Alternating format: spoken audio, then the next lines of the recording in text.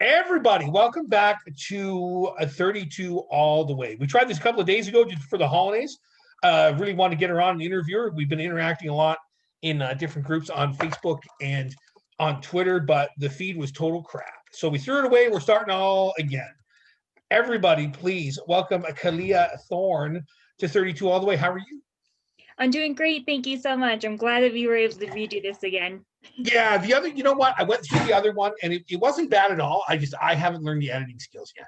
So I thought, screw it, I'll just have you back on. We'll do it all over again. I keep promising myself during this holiday break I will learn how to edit things, but I prefer the live approach anyway.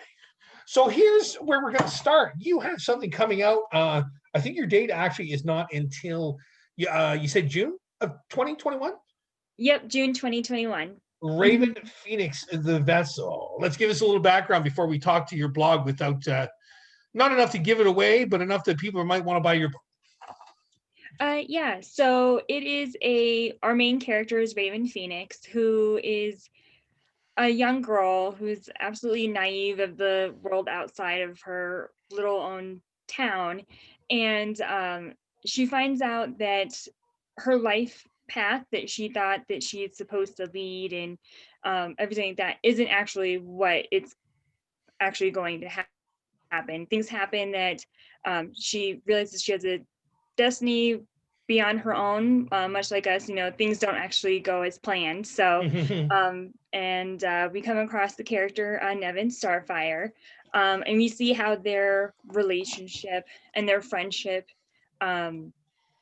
changes and how that affects her and unlocks things that she didn't know. Oh my goodness, so sorry. They just can't resist a warm computer. It's like, I'm laying right here. Yeah, the one moment, right?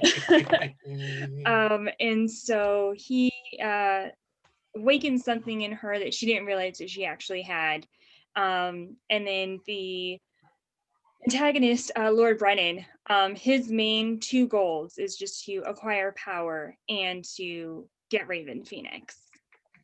So that's where the story begins. It is a first book out of 3 planned trilogies, as long as the characters cooperate. Otherwise, it may be 4. You know how characters go. They go off the rails. That's awesome. So we were talking before. You said this. Sorry, one second. Can you grab that Pepsi out of the freezer for me? So you were saying before, this is almost 10 years in the making. Was it something that you were doing in pieces? Were you waiting to get a little more inspiration? Were you doing a chapter and then putting it away? Why the people seem to have, crazy different lengths, and I don't think there's any rhyme or reason or right or wrong to it, but why so long? I wasn't sure if it was something I was going to put out there. This book helped me. I put a lot of emotion into it, so every piece of the character has like some piece of me in it. So, and then I just slowly wrote it over time. My creative process is different, so I use pen and paper first, and then I'll type it into the computer and edit as I'm entering in, like, oh, this is missing a word or something. And then after having my mother-in-law read it and she loved it, she was like, oh, this is really good. She's not much of a, one that likes to read a whole bunch. So that meant a lot. And then I just decided, I'm just going to take the plunge. I've always wanted to write. And I was like, well, let's just do this, see where it goes, and I like this story. So maybe others will too. Was there other things written before this? Like, have you got a backlog of things sitting around, or was this like the main thing that you've been working on? Because some people seem to have like 4 or 5 things at a time. Other people, like, we do the one or whatever. Are there lots of, are there other short stories and whatnot sitting around? There are some like kind of short story-ish type things in a different genre. But this is the main story that I put most of my focus on. All right, great. And the bigger influences behind this? The bigger influence on this is I've always loved the fantasy world. I'm not one to read a lot of nonfiction, or like true crime, that kind of thing. I'm more of like, if I'm gonna read a book. Well, how'd you wind up with mine then? What's that? How'd you wind up with mine then? Well, I came across you on Facebook, and honestly, watching your YouTube channel, I was like, I'm going to give this a whirl, and you're so charismatic. So I was like, man, you just feel pumped. Like, I've got to read this book. And then the reviews and things like that too. So, and trying to branch out of what I usually read and give other people a shot. I've got to say, during this experience, I've definitely give like indie authors like more of a glance. I don't just go Yeah, for the big names anymore. because of Kelly Blanchard, who sets up most of these people for me, or people that we've talked to. I can't remember if you came through her or not. Uh, Mm-mm. she in a lot of different groups, or some of the people that have just met in general. I've tried to stick with the appreciation that I might not care for it, because I'm not big on all the fantasy stuff and all that. It just Mhm. seems to be the group of people I've fallen into. But I mean, so much great stuff out there. We talked last time in the other interview. Like, I can't wait to see uh how yours does. There was, there's Jen Rothstein with Atonement that was absolutely fantastic. Lara and Dominic with Oil and Water was absolutely fantastic. I'm looking at a whole bunch of them here. I don't want to start pulling up at everybody else's book to talk over your thing, but there's so much great stuff out there, and it's just, Mhm. it might not be your thing at all, but I don't want anybody to pass things up. So Mhm. I've always made pretty well the offer to everybody, unless it's just 100% does not interest me. Like, I think there's a lot of value out there to put especially for someone like you and someone like me who's doing independently. I mean, not that you're not going to learn anything reading a big novel, but can you compare your first work to, Dean Koontz or Stephen King or something? I think this levels the playing field a little bit. Definitely, definitely. And I figure too with this first book, it's gonna have its growing pains. Oh, for Um, sure. I've been sitting with the edits and going through those, and so working through that. But I'll make my timeline to get it out on time. I was told the other night doing another interview that it doesn't start to hit for most people till usually the third book. So, Hmm. if you're that comfortable, this far in and stuff, I think that puts you ahead of a lot of people. Definitely. Are you very self-doubting with it? I was at the beginning. I'm not gonna lie, when I first got the hard edits afterwards, it was like a crush because as writers, I think we like to think that we're perfect and we have it right the first Mm-hmm. time. And to see the notes and everything, it took a few days for me to be like, okay, it's totally fine. But without my editor, my book would not be the best that it could be. I wouldn't have it any other way. There's no, you know what? I have to give people credit that try and do everything for themselves, but again, the editing, just another pair of eyes never hurts. I've had a couple of books that I thought are fantastic that are, the editing is just absolutely horrible. And I try not to go after people on it. I try not to be, oh, you missed a punctuation mark here. This should be a colon instead of a semicolon. But it Mhm. makes a big difference. And there are some people that just nail you to the cross if you make those mistakes. Yeah, Just yeah. terrible. We're human too, and you stare at your piece of work for so long that you don't see the mistakes that you normally would. Absolutely. So it definitely helps to have that set of eyes. Now, having talked about that with the editing and stuff, were you one of those people who made any use of the beta readers? Well, I have a couple friends that have read so far of what I have. Um, I definitely am going to need beta readers probably before I get it out, Really? just to make sure, that last round, make sure I'm not missing anything. Because editors are human too, and they could miss. Mm-hmm. So, and it's better to just get an overall feel, rather than waiting until the last minute or putting it out there. I believe it was one of Jen Rothstein's recent interviews that she did. I can't remember who she's speaking with, but um, about how important the beta readers are, and get a survey and find out what's wrong with the book before it's actually out where you can't fix it.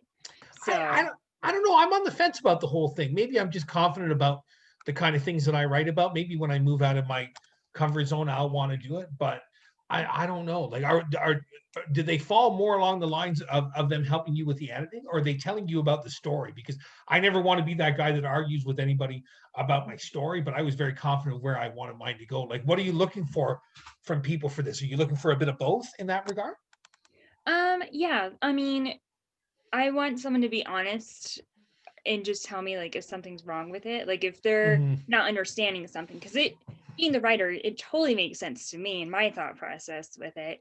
But if they're interpreting it differently, or if I need to clarify something, then I would want to know ahead of time. But that's the important part too with editing, to take care of those problems beforehand. My issue was I didn't expand enough on my detail. So I have, Like character-driven details or just details in general? yeah, like character driven details, instead of the telling you want to show and that kind of thing. So just going more in depth with that. That's great. Let's flip over to your blog for a second. Let's do a little share screen here. Yeah. So everybody can see it. You seem to throw up a little bit of everything. That's why I was kind of impressed with it. I keep saying, should I have a blog? Should I not have a blog? I keep changing my mind on it. But yours, let's move us over here so we're out of the way for a minute. Seems to have a little bit of everything here.